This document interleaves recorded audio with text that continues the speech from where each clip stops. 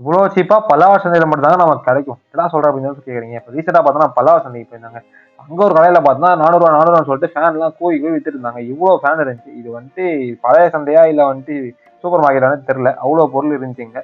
அதுக்கப்புறமேட்டு இந்த mini keyboard ஒன்று பார்த்தாங்க. இது எதுக்காக யூஸ் பண்ணாலும் தெரிஞ்சா கமெண்ட் செக்ஷன்ல போட்டுருந்தாங்க. ரொம்ப குட்டியா இருந்துச்சு, கியூட்டாவும் இருந்துச்சு. அதுக்கப்புறமேட்டு ஒரு புக்கு கடையில் வந்து நம்ம புக் வாங்கலாம்னு சொல்லிட்டு பார்த்துட்டு இருந்தாங்க. இந்த புக்கு கடையில் வந்து நிறைய கலெக்ஷன்ஸ் இருந்துச்சு. இதுக்கு ஒரு வீடியோ வந்து ஃபுல்லாக நம்ம போட்டுருக்கோம்.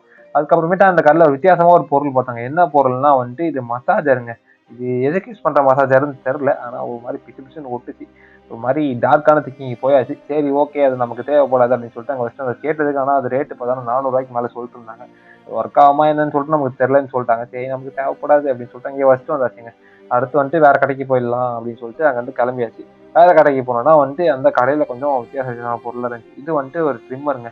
எதுக்காக யூஸ் பண்ணுவாங்கன்னு சொல்லிட்டு தெரில. இது ஏதோ ஃபீமேல் ட்ரிம்மர் மாதிரி நமக்கு தெரில. அதை வச்சாச்சுங்க.